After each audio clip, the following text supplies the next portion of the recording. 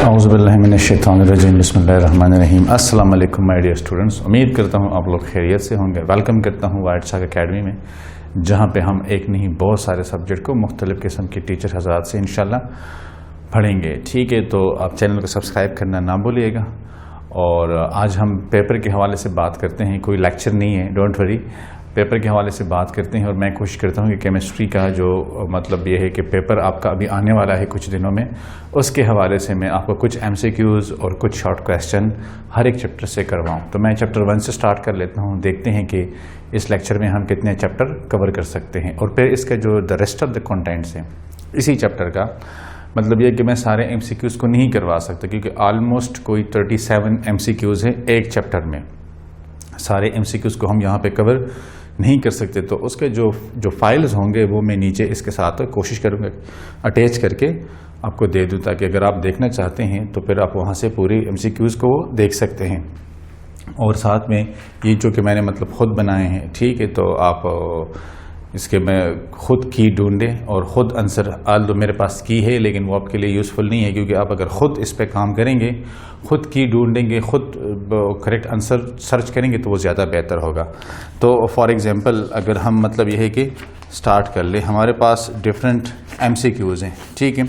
अब अगर हम चैप्टर 1 से शुरू करें, क्या चैप्टर 1 का जो पहला MCQs है, तो पहले MCQs में कहा जाता है कि ये हमारा आ जाता है चैप्टर 1 स्टैक्योमेट्री। क्या है चैप्टर 1 स्टैक्योमेट्री?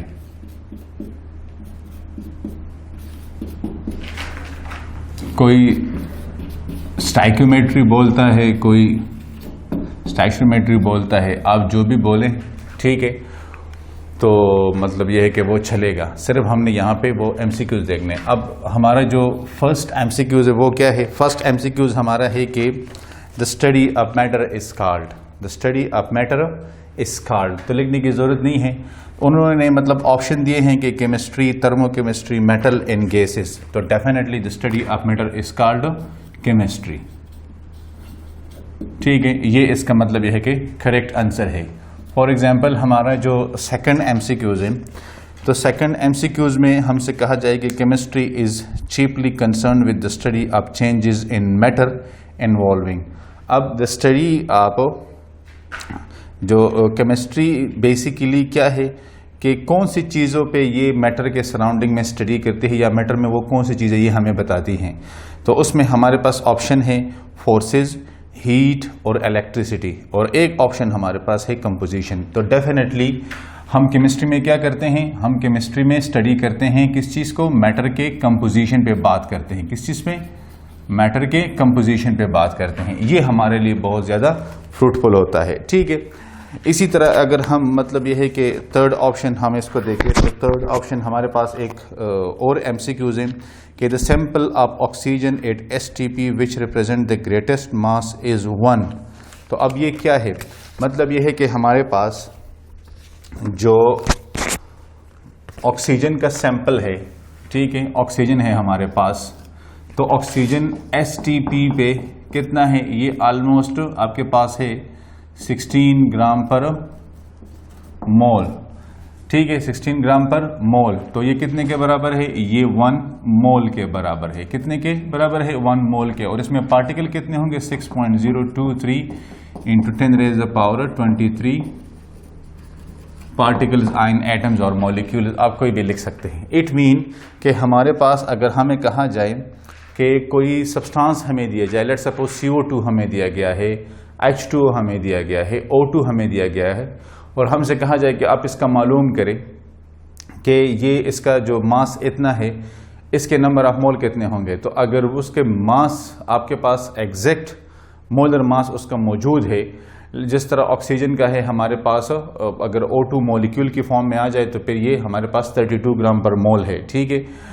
तो अगर एटॉमिक फॉर्म में आ जाए तो 16 ग्राम पर मोल है। सिमिलरली CO2 हमारे पास 44 ग्राम पर मोल है, तो फिर उसका वो 1 मोल कंसिडर होता है।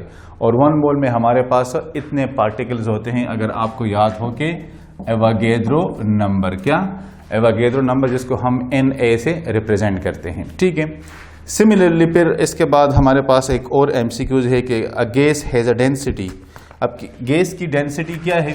गैस की डेंसिटी हमारे पास है कि D इज इक्वल टू कितनी है 0.717 ग्राम पर लीटर, ये इसकी डेंसिटी है। और हमसे कहा जा रहा है कि आप इसका क्या करें, आप इसका मास मालूम करें, ये m मालूम करें। अब इसका तरीका क्या है हमारे पास, तो तरीका ये है कि we know that D is equal to m/v। अब D तो हमारे पास है क्या है 0.717 इज इक्वल टू m/v, ठीक है। तो इसका अगर मतलब ये है कि मास ये है, तो हमें पता है कि STP पे वॉल्यूम क्या होता है 1 मोल सब्सटेंस का, यस 22.4 dm³। ये हमारे पास क्या आ गया, ये हमारे पास आ गया है V। तो लिहाजा आप इस इक्वेशन में पुट करें तो m हमारे पास बराबर हो जाए किस चीज़ के, D इंटू V, और ये बराबर हो जाएगा 0.717 मल्टीप्लाई विद 22.4, तो कोई 16.01 मेरे ख्याल में इसका आंसर है, यस 16.1 ग्राम, ये इसका आंसर आ रहा है। तो अब ये हमारे पास MCQs था कि उन्होंने ये हमें दिया हुआ था, लेकिन 1 मोल के लिए हमारे पास वॉल्यूम इतना होता है गैस का STP पे, लिहाजा ये दोनों वैल्यू का इक्वेशन को हमने रीअरेंज किया और ये m हमने इसमें से निकाल दिया, ठीक है।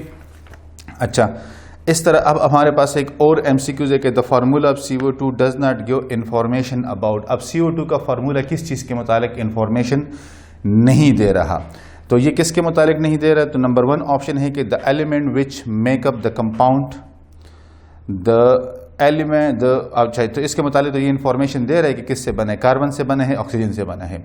The number of atoms of each element in the compound, वो भी इंफॉर्मेशन ये दे रहा है कि कार्बन कितना है और ऑक्सीजन कितना है। The solubility of the compound in water, yes इसके मुतालिक ये कोई इंफॉर्मेशन हमें नहीं दे रहा। The relative mass of the molecule, वो भी हमें दे रहा है। तो इट मीन के सॉल्युबिलिटी ऑफ द कंपाउंड वो हमें ये इंफॉर्मेशन नहीं दे रहा, और यही इसका करेक्ट आंसर है। या मैं कोशिश करता हूँ कि न्यूमेरिकल कोई दूसरा उठाऊँ इसमें, अगर मिला, हाँ ये एक न्यूमेरिकल आया कि how many atoms are present in 1 mole of water, how many atoms are present in 1 mole of water.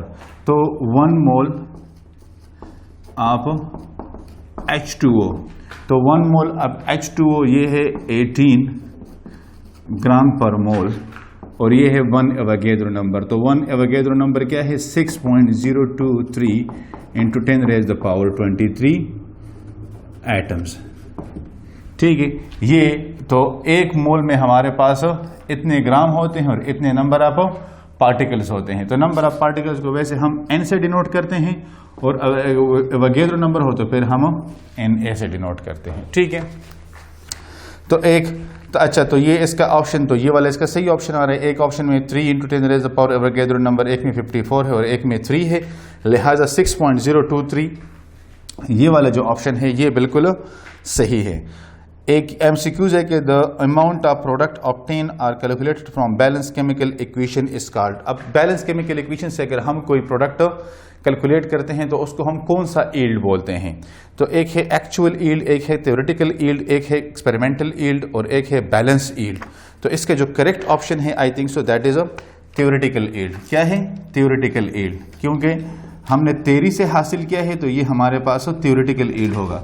अगर हम लैब में एक्सपेरिमेंट से हासिल करें तो वो हमारे पास एक्सपेरिमेंटल और एक्चुअल ईल्ड होगा, ठीक है। तो ये हमारे पास कुछ MCQs थे। अब ये टोटल चैप्टर 1 स्टैइकोमेट्री में हमारे पास कोई 33 MCQs है, ठीक है, और हर एक MCQs के 4 ऑप्शन है। तो लिहाजा आप अगर वहाँ पे जाएं और इन MCQs को आप मतलब ये है कि वो डिस्क्रिप्शन में नीचे आपके पास होंगे, वहाँ जाके खोले तो ये फाइल आपके मतलब वहाँ पे ओपन हो जाएगी और वहाँ से फिर ये आप अपने लिए डाउनलोड कर सकते हैं या देख सकते हैं, और यही MCQs पर आप इस पे मतलब काम कर सकते हैं। लेकिन ये सारा कुछ करने से पहले आप चैनल को सब्सक्राइब करना ना भूलिएगा, ठीक है। इसके बाद मैं आपको करवाता हूँ चैप्टर 2 एटॉमिक स्ट्रक्चर का।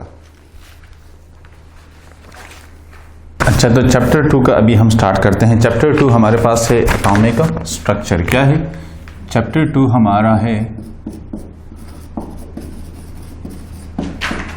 एटॉमिक स्ट्रक्चर, ठीक है। ये हमारा आ गया है चैप्टर 2। अच्छा, अब चैप्टर 2 में टोटल हमारे पास कोई ऑलमोस्ट 18 MCQs है। कितने हैं? 18 MCQs हैं। अब 18 MCQs को आप देखें, सबसे पहले हमारे पास जो MCQs है कि in a discharge tube the uniform glow was observed at a pressure of, तो मिलीमीटर इन मरकरी है, ठीक है, कि डिस्चार्ज ट्यूब में हमारे पास जो ग्लो अपीयर हुई थी वहां पे प्रेशर क्या था। तो इसमें 4 ऑप्शन है। एक ऑप्शन हमारे पास है कि 1.0 millimetre of mercury, 10 millimetre of mercury, 0.1 millimetre of mercury और 0.01। तो ये जो C और D है बहुत नैरो है, तो इसमें 0.1 मिलीमीटर ऑफ मरकरी, इस पे हमारे पास यूनिफॉर्म ग्लो क्या थी, वो ऑब्जर्व हुई थी, ठीक है। सेकंड MCQ है कि the charge to mass ratio of cathode rays is, cathode rays का जो चार्ज टू मास रेशो है वो क्या है, तो ये आपको याद होनी चाहिए। यहाँ पे 1.76 × 10⁻23, 1.76 × 10⁻11, 1.76 × 10⁻31, 1.76 × 10⁻7, तो ये है 1.76 × 10⁻11, ठीक है। ये चार्ज टू मास रेशो है किस चीज़ के लिए? इलेक्ट्रॉन के लिए, कैथोड रेज। अच्छा, electron determine the charge on the electron, किसने इलेक्ट्रॉन का चार्ज डिटरमिन किया था कि इलेक्ट्रॉन पे कौन सा चार्ज है, पॉजिटिव है, नेगेटिव है। तो मतलब यह है कि 4 ऑप्शन है, जे थॉमसन, चैडविक, मोजले। तो ये तीनों नहीं है, तो फिर क्या है? मिलेकिन। क्या है? मिलेकिन। ये हमारे पास करेक्ट ऑप्शन है। अगर आपको याद हो तो मिलेकिन आयल ड्रॉप हो एक्सपेरिमेंट का, अगर आपको वो याद हो तो उसने इसको करवाया था, ठीक है। फिर हमारे पास है कि न्यूट्रॉन वाज डिस्कवर, न्यूट्रॉन को किसने डिस्कवर किया था? यस, थोड़ा सा और जहन पे जोर डालें, तो ये हमारे पास किया था Goldstein, J Thomson and de Broglie. नहीं, ये किया था चैडविक ने। किसने? चैडविक। इसने जो है ना न्यूट्रॉन को डिस्कवर किया था। अगर आपको याद है तो वो अल्फा पार्टिकल वाला जो एक्सपेरिमेंट था न्यूक्लियर रेडिएशन का, ठीक है, तो वहां पे ये एक्सपेरिमेंट हुआ था। अच्छा, इसके बाद है कि positive rays are also called, तो पॉजिटिव रेज का नाम और क्या है? तो positive rays are also called canal rays और प्रोटॉन। प्रोटॉन का यहां पे ऑप्शन नहीं है, लेकिन आप ये लिख सकते हैं। फिर एक और MCQ है कि the energy associated with quantum number, quantum of radiation, तो वो क्या था? इक्वेशन वो था हमारे पास E = h नो। क्या था? E = h नो, ठीक है। इसी तरह the energy is blank when electron jumps from higher orbit to a lower orbit, जब हायर ऑर्बिट से लोअर ऑर्बिट में इलेक्ट्रॉन आता है तो क्या करता है? एक ऑप्शन है कि एब्जॉर्ब, दूसरा है एमिटेड, तीसरा है neither emitted nor absorb, and the fourth one some time emitted and some time absorb. तो ऑप्शन बी है हमारे पास, एमिटेड। क्या है? एमिटेड, ठीक है, ये हमारे पास करेक्ट ऑप्शन है। अच्छा, इसके बाद है कि the angular momentum of a revolving electron is the whole multiple of MVR। तो MVR = तो अगर आपको वो याद हो इक्वेशन के, मुझे थोड़ा थोड़ा याद आ रहा है कि MVR = NH/2π, तो ये आपका मल्टीपल है। होल नंबर को आप निकालें तो आपका करेक्ट ऑप्शन होगा H/2π, ये आपका करेक्ट ऑप्शन है, ठीक है। तो ये मैंने आपको कुछ इसमें से करवाए हैं, बाकी ये मैंने आपसे कहा कि 18 MCQs है इस चैप्टर में, ठीक है। तो ये 18 MCQs इंशाल्लाह आप इसमें से इसके आंसर ढूंढ के देख लें। अब देखिए, पहले में 33 थी, इसमें 18 है। अब इतने ज़्यादा MCQs जो इसमें से आप मतलब इस चैप्टर में से एक आधा MCQs तो आ सकते हैं। तो अगर आप ये वाले MCQs, क्योंकि ये मुख्तलिफ चैप्टर से इकट्ठे किए गए हैं on the basis of previous paper, फिर टीचर के सजेशन पे, तो बहुत सारी चीज़ें मतलब शामिल हुई है, तब जाके ये सारा कुछ फाइनल किया गया है। तो होपफुली अभी हम इंशाल्लाह जाएंगे चैप्टर नंबर 3 पे, ठीक है, और आप इसका तब तक स्क्रीनशॉट ले लें।